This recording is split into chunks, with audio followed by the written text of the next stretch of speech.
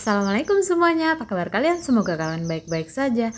Ini pemandangan yang selalu aku nikmati kalau aku bangun pagi. Makanya kalau bangun pagi itu bonusnya ya pemandangan yang luar biasa ini. Masya Allah, sungguh indah ciptaanmu ya Allah. Oh ya teman-teman, hari ini rencana aku mau kasih lihat sama kalian kegiatan weekend aku. Tonton terus ya videonya dari awal sampai akhir. Seperti biasa, suamiku kalau hari Sabtu dan Minggu selalu libur, jadi kegiatan hari Sabtu ini aku bakal ngebersihin kebun di samping rumah. Tapi sebelumnya aku mau masak dulu karena memang setiap hari aku masak, jarang banget aku tuh nggak masak. Nah ini aku masak kangkung dan toge, jadi ini aku udah tumis bawang merah dan bawang putih yang udah aku iris, kemudian ada cabai yang udah aku iris.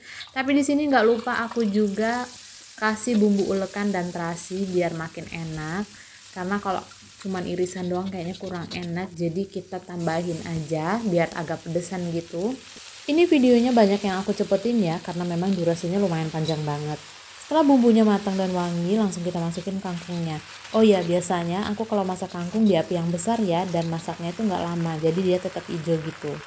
Di sini seperti biasa aku kasih bumbunya cuma penyedap, kemudian gula dan garam. Untuk garamnya tadi udah aku masukin di ulekan cabenya ya. Untuk kalian yang mau kasih kecap atau saus tiram terserah, sasa aja, itu sesuai selera kalian aja.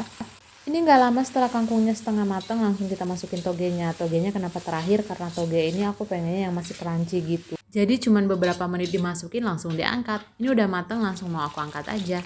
Oh ya, di sini aku mau goreng tahu untuk lauknya.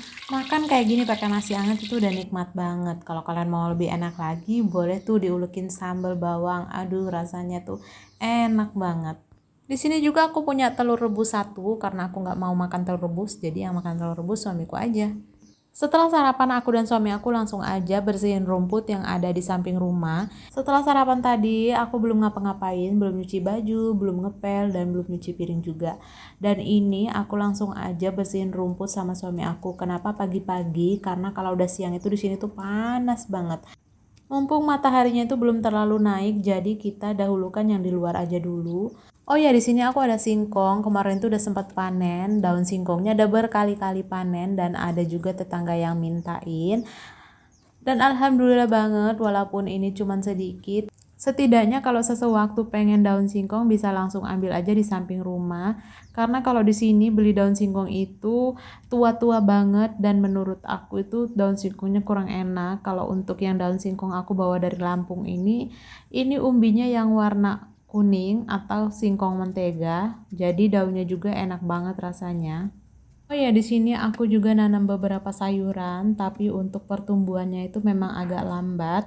Kemudian ada beberapa kemangi, jadi aku itu kayaknya udah setahun belakangan ini nggak pernah beli kemangi lagi, karena memang punya tanaman. Kalau untuk tanaman yang lainnya itu dulu aku sempat nanam banyak banget sayuran, tapi di sini nggak subur dan nggak produktif gitu pertumbuhannya. Jadi sekarang aku udah mulai males untuk bercocok tanam lagi, tapi masih ada beberapa tanaman yang masih aku tanam walaupun aku udah males banget sebenarnya. Karena memang di sini selain tanahnya nggak subur, cuacanya juga panas banget, jadi kurang cocok untuk bercocok tanam.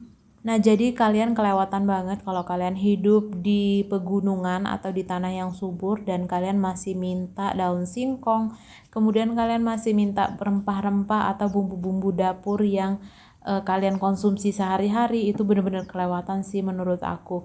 Karena pengalaman aku kalau di Lampung itu kan cuacanya dingin di desa aku. Jadi enak banget buat bercocok tanam apa aja. Tumbuhnya juga subur dan produktif banget. Jadi enak banget bercocok tanam kalau di daerah pegunungan ya. Oh ya, di sini kami nggak bersihin semuanya ya, karena sebelahnya itu ada lapangan voli, dan ini yang kami tanamin tuh hanya sebagian aja. Untuk bagian yang di sekeliling singkongnya itu, tanahnya lumayan subur karena memang ini tanah galian dari sumur, jadi dia tuh tanahnya bagus. Tapi kalau untuk yang selain itu, tanahnya kurang bagus. Jadi yang kami tanemin hanya tanah yang bagus aja. Oh ya teman-teman, di sini aku mau cerita sama kalian keseruan hidup mandiri setelah menikah dan hidup di perantauan. Di sini aku cerita berdasarkan pengalaman aku ya, karena kan setiap orang pengalamannya berbeda-beda. Nah, sebelum menikah, kalian harus pastikan kalian itu menikah dengan orang yang tepat. Setidaknya kalian sudah mengenali seluk-beluk orangnya itu. Mulai dari sifat, sikap, kemudian keluarganya, kemudian dia kerja apa, itu sangat penting ya untuk kita. Kemudian kalian sudah harus merencanakan kehidupan kalian setelah menikah. Seperti kalian tinggal di mana, kemudian kalian maunya apa, dan suami kalian maunya gimana. Setelah berumah tangga itu nggak harus kita langsung tinggal di rumah kita sendiri atau misalkan kita harus punya rumah yang mewah. Kalian bisa ngontrak, tapi kalau saran dari aku mending kalian jangan tinggal sama orang tua. Kenapa? Karena kita menghindari konflik-konflik yang bakal nanti timbul setelah kita tinggal sama orang tua atau sama mertua.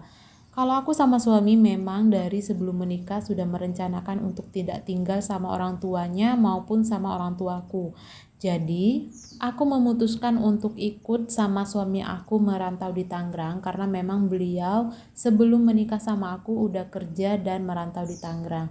2 tahun berumah tangga kami masih ngontrak dan sempat pindah kontrakan beberapa kali. Sempat juga dilanda COVID, kemudian kami juga pernah sakit bareng-bareng. Jadi kayak sedih banget pada saat itu, bener-bener keadaan kita lagi benar-benar susah karena memang kesehatan kita benar-benar menurun pada zaman COVID itu ya. Tapi keluarga nggak ada yang tahu, terutama keluarga yang ada di Lampung nggak ada yang tahu kalau kami sesusah itu pada saat itu. Untuk finansial kami nggak bisa mengatakan kami itu berlebih, tapi alhamdulillah cukup. Walaupun sebenarnya belum kayak orang-orang yang udah bisa nabung, udah bisa beli ini itu, tapi alhamdulillah cukup dan kami insya Allah nggak punya hutang kecuali KPR ya. Ada banyak banget hal-hal yang aku pelajarin setelah menikah, terutama memanage keuangan atau mengatur keuangan dalam rumah tangga kami. Aku juga di sini belajar bangun pagi, walaupun dulu sebenarnya sering bangun pagi tapi nggak sepagi yang sekarang. Kalau sekarang itu jam 4, dulu biasanya jam 5 atau jam setengah 6 gitu baru bangun. Kemudian kami juga belajar menyelesaikan masalah dengan sendirinya karena memang alhamdulillah keluarga kami, keluarga aku dan suami itu nggak pernah ikut campur dengan urusan rumah tangga kami berdua. Jadi semua kami mengatur dan menyelesaikannya sendiri. Tapi biasanya untuk keputusan-keputusan yang besar seperti mengambil rumah, kami konsultasikan dulu kepada orang tua sekaligus meminta doa. Jadi baru kami bisa melangkah ke tahap selanjutnya.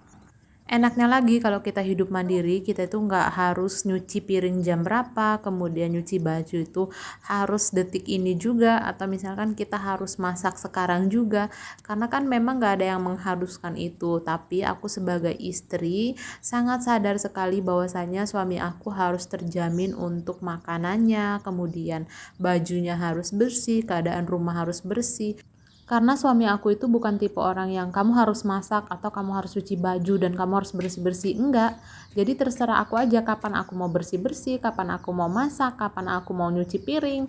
Ya, tapi insya Allah aku udah tahu ya tugas aku sebagai istri itu apa.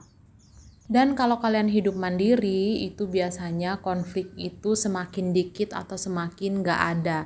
Jadi kami itu setelah menikah 3 tahun itu kayaknya belum pernah kami itu yang namanya ribut atau berdebat itu sampai bener-bener heboh. Paling berantemnya kecil-kecilan aja, menurut aku itu wajar ya. Pasti setiap rumah tangga bakal ngalamin hal yang sama. Tapi untuk berantem yang besar banget itu gak pernah, alhamdulillah. Dan kalau bisa jangan sampai ya. Untuk persoalan anak yang kami belum dikaruniai oleh Allah, kami benar-benar memasrahkan sepenuhnya kepada Allah dan kami juga insya Allah ikhtiar. Tapi kami berjanji untuk tidak menyalahkan siapapun atau pihak manapun. Kami tidak mau menyalahkan salah satu di antara kami. Kami yakin semua ada waktunya dan semua itu adalah keputusan dari Allah. Allah tahu kapan waktu terbaik untuk kami punya momongan dan untuk sekarang kami mungkin masih disuruh pacaran dulu karena memang waktu sebelum menikah kami nggak pacaran. Jadi untuk sekarang kami harus lebih mengenal satu sama lain dulu. Anggap aja selama 3 tahun ini kami masih pacaran. Dan mungkin Allah akan merencanakan hal yang lebih besar ke depannya. Pokoknya kita sabar aja. Yang belum punya momongan juga sabar aja ya. Jangan sampai kita putus asa dan menyalahkan pasangan kita. Oh ya teman-teman, udah dulu ya ceritanya. Tadi aku udah selesai ngebersihin rumput-rumput yang ada di samping rumah. Untuk kegiatan nyuci, beberes rumah gak aku videoin. Ini aku langsung aja videoin kegiatan sore aku. Aku mau masak untuk makan malam.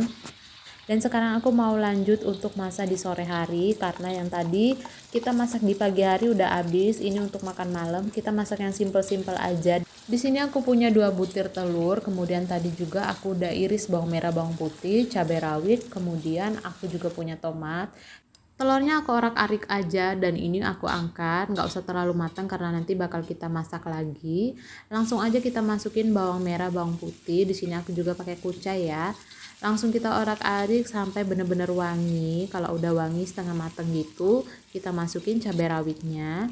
Ini kita masukin cabai rawitnya secukupnya aja ya, jangan banyak-banyak.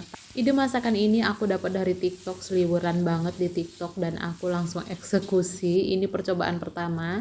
Untuk bumbunya cuman penyedap, kemudian garam, kemudian kalau kalian mau dikasih gula juga nggak apa-apa, kasih gula sedikit. Ini rasanya enak banget dan suami aku ketagihan, katanya aku nggak apa-apa sering-sering dimasakin kayak gini, tapi kalau aku bosen juga ya kalau masakannya kayak gini terus. Kita kasih air secukupnya, langsung kita masukin aja telurnya. Dan kita juga masukin daun kucainya, langsung kita aduk-aduk sampai airnya menyusut, langsung kita angkat. Ini dimakan pakai nasi anget dan pakai lalapan udah enak banget, nggak ada obat pokoknya. Pokoknya lidah kami itu sesederhana itu dan nggak harus ikan, ayam, atau daging. Masakan kayak gini aja udah bisa nambah nasi berkali-kali. Oh ya teman-teman, makasih banyak untuk kalian yang udah nonton. Sampai jumpa di video selanjutnya. Wassalamualaikum warahmatullahi wabarakatuh. Bye!